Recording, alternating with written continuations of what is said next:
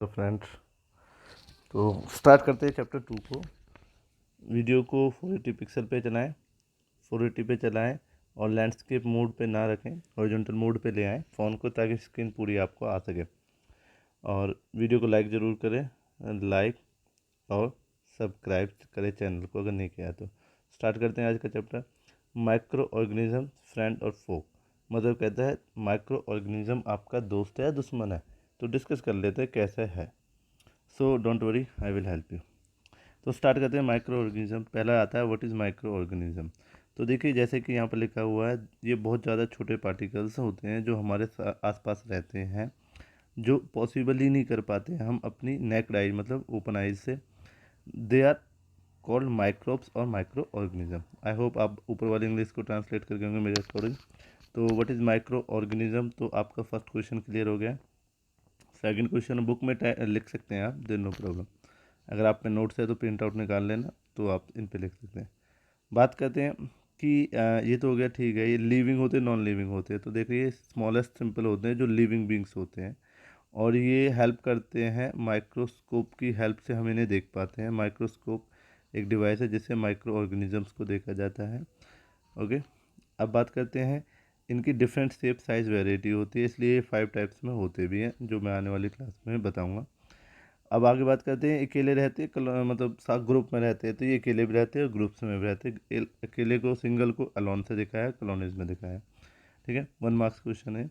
Micro organism जो है अर्थ पे सबसे ज़्यादा पॉपुलेशन वाले ऑर्गेनिजम्स हैं। ठीक है ना, जैसे ह्यूमन बीइंग है, इंडिया का ह्यूमन बीइंग 135 अरब है। तो ऐसे ही माइक्रो ऑर्गेनिज्म हमारे अर्थ में प्रेजेंट है और सबसे ज़्यादा लिविंग में होने वाले ऑर्गेनिजम्स हैं। फिर बात करते हैं ये कहाँ तक रह सकते हैं। ये वॉल्केनो के माउथ में भी रह सकते हैं। ठीक है, माउथ मतलब उसके अंदर हाई टेम्परेचर पे। ठीक है, बात करते हैं जो स्टडी है, इसको क्या कहते हैं आप, माइक्रो बायोलॉजी। ठीक है, तो आई होप आपको इतना समझ में आ गया। अब आगे स्टार्ट करते हैं। तो what is micro organism, that is already tell. ऊपर सारा कुछ हो गया है कि इतनी, जब हम कभी ब्रेथ लेते हैं, बहुत इंपॉर्टेंट लाइन है, तो हम पता नहीं कितने माइक्रोब्स को अपने अंदर ले जाते हैं। ठीक है, अब आते हैं टाइप्स की। What are the types. तो देखिए, यहाँ पर टाइप्स का लिखा हुआ है। मेजर तो ये 4 टाइप के होते हैं। कौन कौन से? First bacteria, second fungi, third protozoa and some algae. Algae मतलब काई।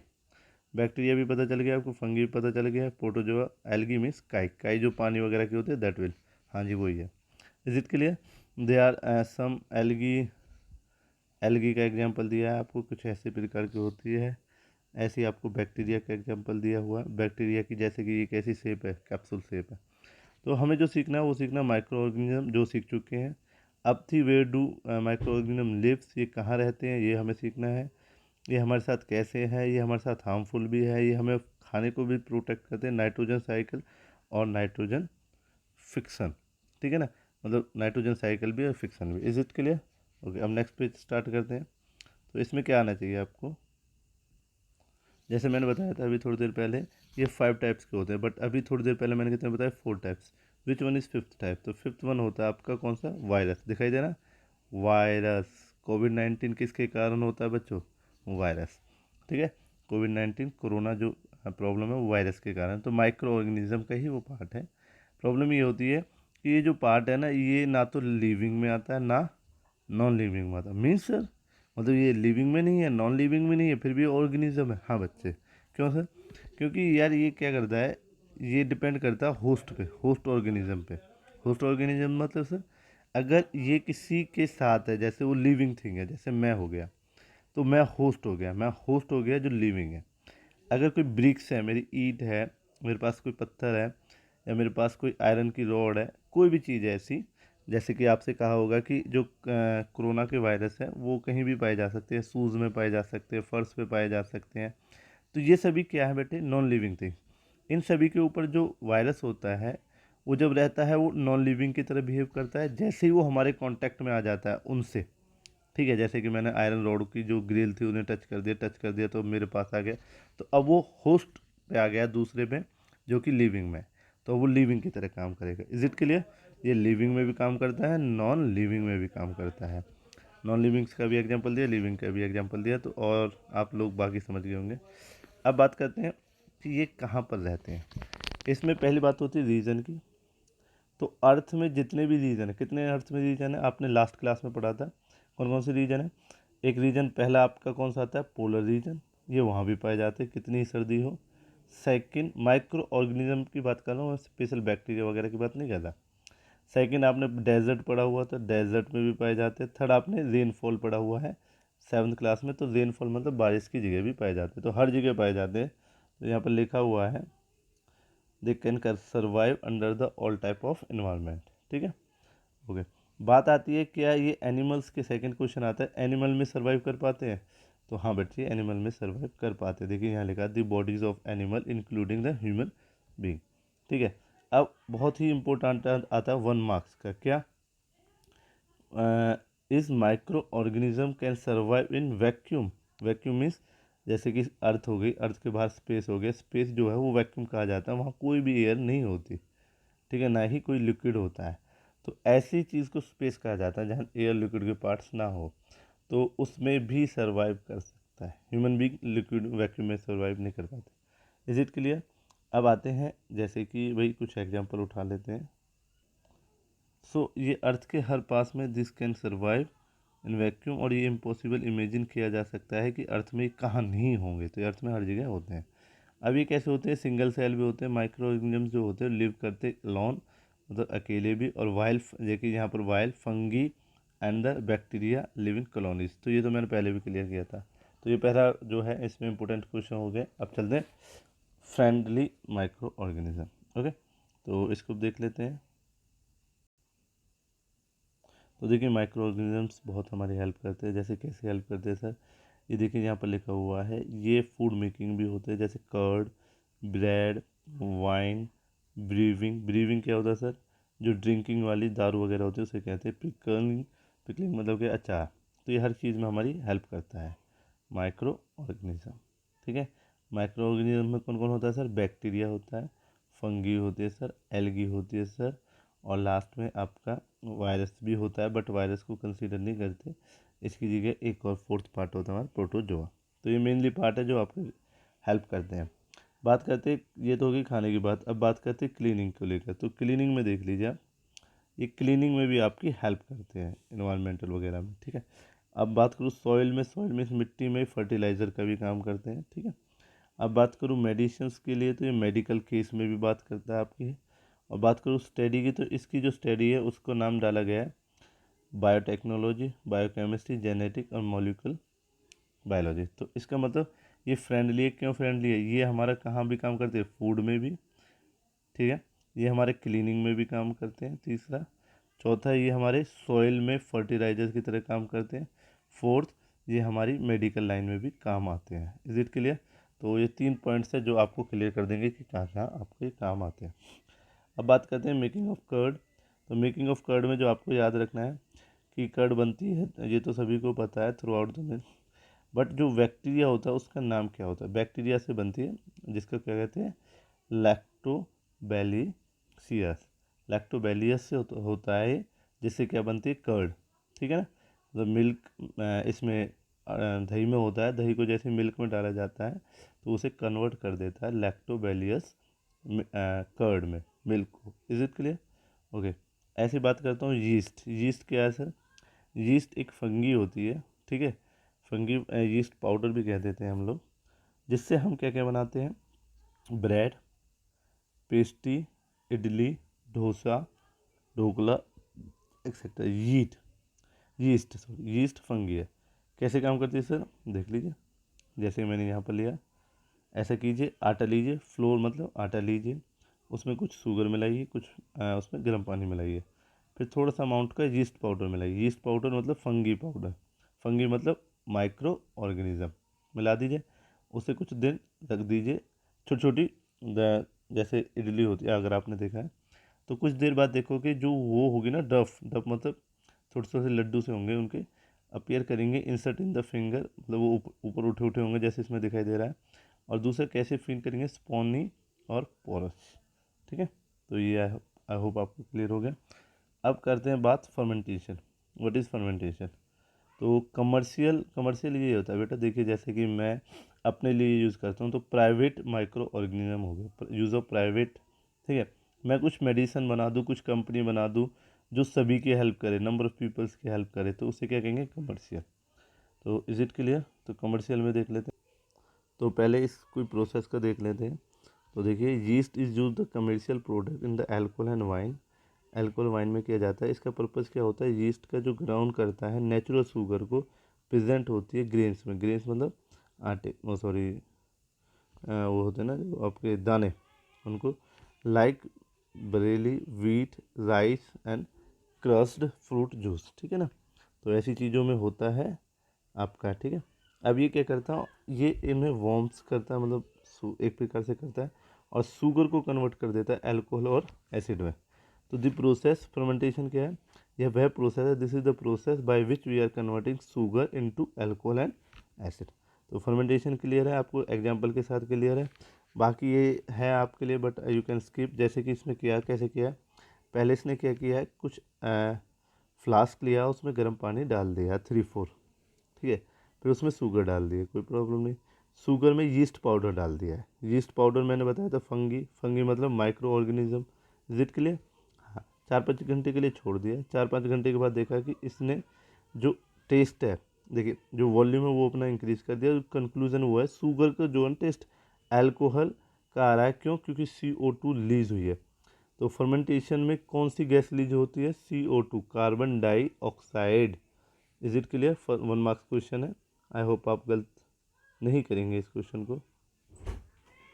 माइक्रो ऑर्गेनिज्म को देख सकते हैं आप, ये एंटीबायोटिक होते हैं। ठीक है, ये क्या करते हैं, ये मेडिसिन होती है जो किल करती है, स्टॉप करती है ग्रोथ को, जो डिस्कोजिंग माइक्रो ऑर्गेनिजम्स होते हैं।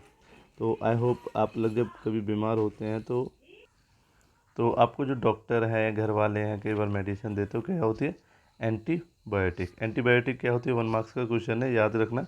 एंटीबायोटिक वो होती है, मेडिसिन होती है जो ग्रोथ को रोकती है, डिस्कोजिंग माइक्रो ऑर्गेनिजम्स की। ओके, अब क्या कहते हैं कि ये जो नंबर ऑफ डेज हैं एंटीबायोटिक जो प्रोड्यूस करते हैं वो कौन कौन सी होते हैं। तो देखिए यहाँ पर लिखा हुआ है, स्ट्रिप्टोमाइसिन, टेट्रासाइक्लिन, अर्थ्रोमाइसिन। ठीक है, तो ये एक कॉमन एंटीबायोटिक्स होते हैं जो नॉर्मली, जैसे आप लोगों ने डोलो का नाम सुना हो, ठीक है ना, वो मेडिसिन है, ठीक है, वो भी एंटीबायोटिक है। ठीक है, और मुझे याद नहीं आ रहा, काफ़ी हैं, जैसे कि फेमस वन होती है एक हमारे घरों में यार, क्रोसिन, दैट इज़ एंटीबायोटिक। तो उसमें इन्हीं चीज़ों का यूज़ करते हैं हम, केमिकल्स का, और भी बहुत सारी है, काफ़ी याद नहीं आ रही। अब बात करते हैं एंटीबायोटिक जो ग्रोथ करती है स्पेसिफिक माइक्रो ऑर्गेनिज्म पर देखिए क्या होता है कि ये कभी कभी एंटीबायोटिक इफेक्ट नहीं करती, इस बात को याद रखना। एंटीबायोटिक इफेक्ट नहीं करती किसी बैक्टीरिया के इन्फेक्शन के लिए, तो they are not effectively the cause of the virus disease. मतलब वायरस डिसीज कैसे, कोल्ड एंड फ्लू हो जाता है जब हम लोगों को, तो एंटीबायोटिक काम नहीं करती। Is it clear? तो एंटीबायोटिक क्या होती है, एंटीबायोटिक कम काम नहीं करती, ये 2 चीज़ें आपको याद होनी चाहिए, और उसके केमिकल्स कौन से हैं तो वो आपको याद होना चाहिए। अब चलते हैं वैक्सीन। तो वैक्सीन क्या होती है, देखिए पहले तो ये क्वेश्चन आता है, व्हाट इज़ वैक्सीन। तो क्या होता है, कुछ डेड और वीक्ड माइक्रोब्स, ठीक है ना, डेड और वीक माइक्रोब्स होते हैं, उन्हें इंट्रोड्यूस किया जाता है हेल्दी बॉडी, मतलब मेरे अंदर डाल दिया, आपके अंदर डाल दिया, जो बॉडी को फाइट कराते हैं, किल्स कराते हैं, प्रोड्यूसिंग द सूटेबल एंटीबायोटिक। मतलब आपकी बॉडी के अंदर, जैसे ह्यूमन बीइंग है, इस बॉडी के अंदर वो एंटीबायोटिक क्रिएट करते हैं जो रिमेन रहते हैं बॉडी में, हमेशा बॉडी में ही रहेंगे और प्रोटेक्ट करेंगे किसी भी डिसीज़ से जो कॉज करेगी माइक्रोब्स के कारण। माइक्रोब्स मतलब माइक्रो ऑर्गेनिज्म। तो this is how the vaccine work. Clear हुआ? तो वर्किंग ऑफ वैक्सीन यहाँ से यहाँ तक आप लिख लेना, आपको याद होनी चाहिए। डेड और वीक मतलब मरे हुए कह दीजिए या कमज़ोर माइक्रोब्स ऑर्गेनिजम्स को हम अपनी बॉडी में छोड़ देते हैं, जो फाइट करते हैं, किल करते हैं, प्रोड्यूस करते हैं सूटेबल एंटीबायोटिक। एंटीबायोटिक जो हमारी बॉडी में हमेशा के लिए रहते हैं और प्रोटेक्ट करते हैं किसी भी माइक्रोब से। Is it clear? ओके, अब नेक्स्ट आ जाइए, इंक्रीजिंग द सॉइल फर्टिलिटी। तो बैक्टीरिया जो होता है जो ग्रीन ब्लू होते हैं, एल्गी जैसे मतलब काई जैसे जो नाइट्रोजन साइकिल एटमॉस्फेयर में इनरिच रखते हैं और इंक्रीज करते हैं फर्टिलिटी को। Is it clear? कॉमर्शियल हम लोग पढ़ चुके हैं। तो कॉमर्शियल क्या होता है? This is type of organism that is visit our body and beneficial as well as called commercial.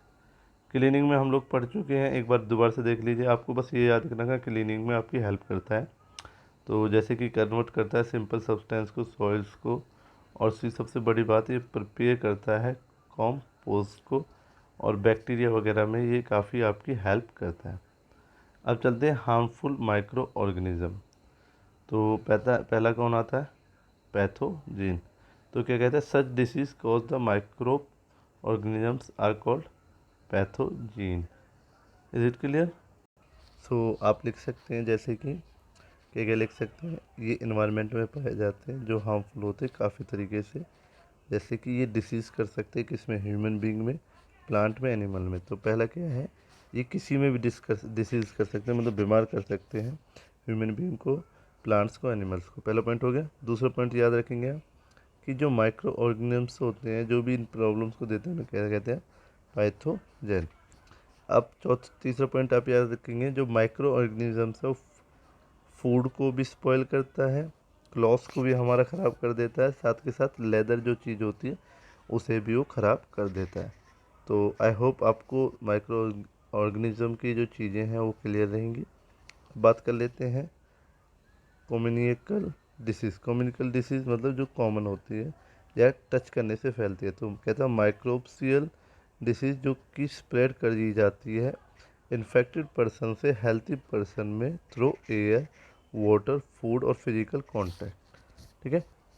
तो आपसे पूछा जा सकता है व्हाट इज़ कम्युनिकल डिसीज़। तो आप बता सकते हैं जो इन्फेक्टेड पर्सन है वो हेल्थी पर्सन को डिसीज़ में मतलब दे देता है एयर, वाटर, फूड और फिजिकल कांटेक्ट से, उनको कहा जाता है। ऐसी कौन कौन सी डिसीज़ हैं आपके पास?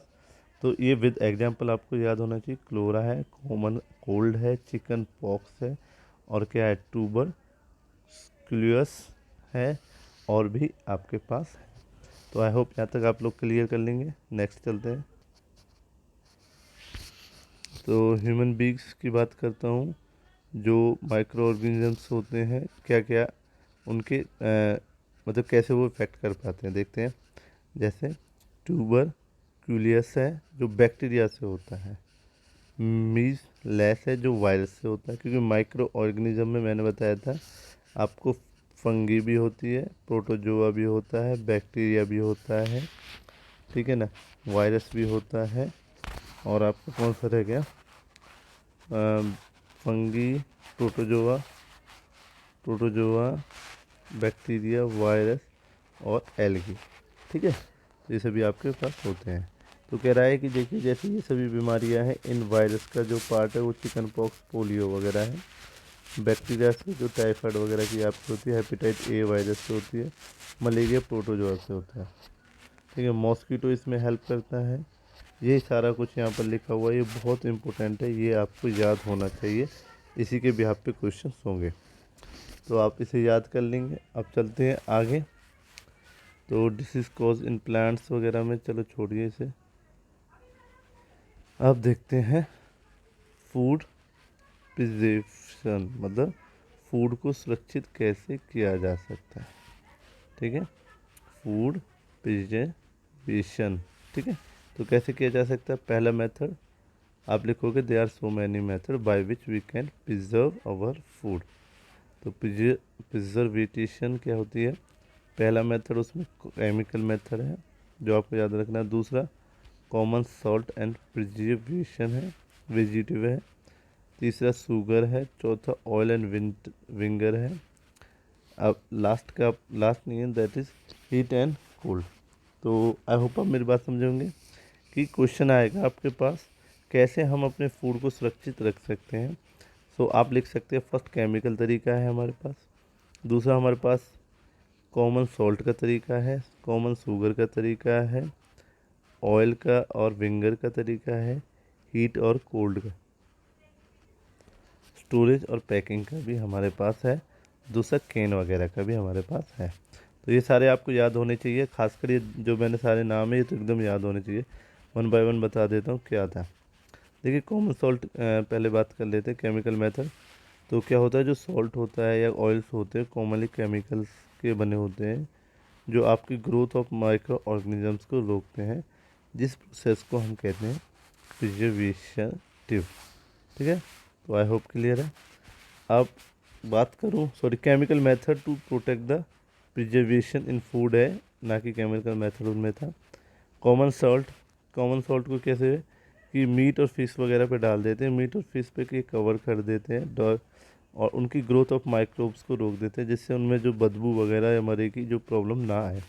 ठीक है, शुगर की बात करता हूँ, जैम्स होता है, जेली होती है, स्क्वैश होता है, ये प्रिजर्व किए जाते हैं शुगर में। Is it clear?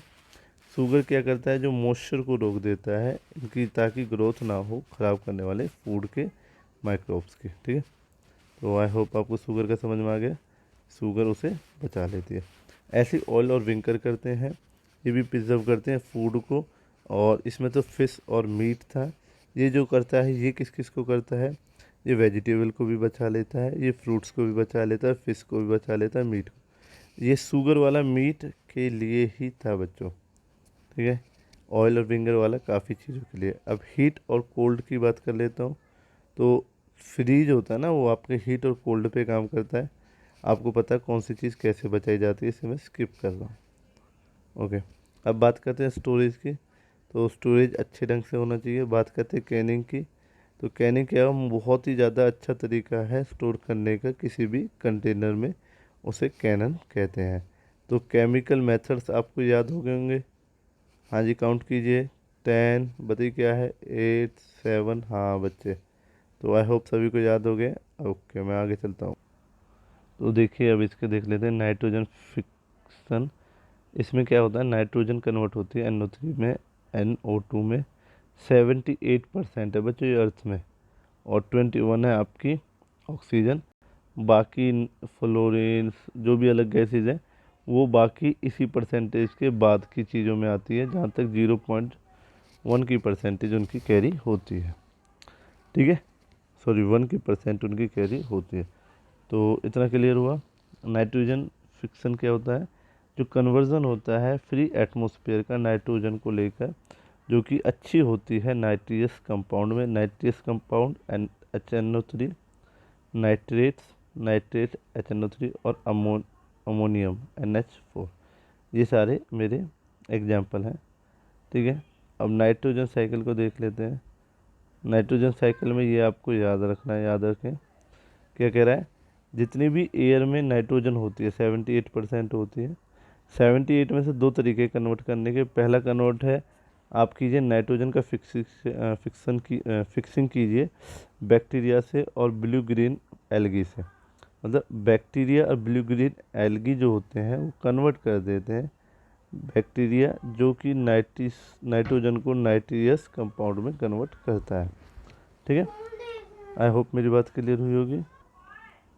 दोबारा से समझिए बच्चों, आपके अर्थ में 78% नाइट्रोजन है, पर वो कन्वर्ट कैसे हो, सीधा प्लांट अब्जॉर्ब नहीं करता। तो नाइट्रोजन जो भी होती है, नाइट्रोजन स्पेयर कहा गया है उसे। नाइट्रोजन को फिक्स किया जाता है बैटरी और एल्गी से। एल्गी और बैक्टीरिया उसे कन्वर्ट कर दे नाइट्रियस कंपाउंड में, जिसे कंपाउंड को कौन यूज़ करता है, सॉइल। सॉइल पे से कौन ले जाता है, प्लेनेट। प्लेनेट को कौन खा जाता है, एनिमल। एनिमल से कहाँ चली जाती है वापसी, डेड सेल्स में या फिर एक्सट्रेशन में। तो फिर वो वापसी एक्सट्रेशन में आके सॉइल में आ जाती है, दिख रहा है ना, वापसी किस में आ जाती है, सॉइल में। अब सॉइल से वो कहाँ चली जाती है सीधी, वो बैक्टीरिया उसे गड़ा देते हैं बुरी तरह से, और नाइट्रियस भी कन्वर्ट हो जाता है वापसी 78 में। तो हमेशा नाइट्रोजन कितनी रहेगी अर्थ में, 78। आपने बेशक कितना ही परसेंटेज गेन किया हो। Is it clear? सेकेंड है कि आप लाइटिंग के नाइट्रिशियस बना सकते हैं, नाइट्रोजन्स बना सकते हैं, जिन्हें सॉइल लेगी। सॉइल उनमें से कुछ को तो बैक्टीरिया की हेल्प से इग्नोर कर देगी, या दूसरा कुछ बाकी को कैसे कन्वर्ट करेगी, प्लांट्स में। प्लांट्स उसके फूड में, फूड उसको ले आएगा नाइट्रियस सॉल्यूशन में।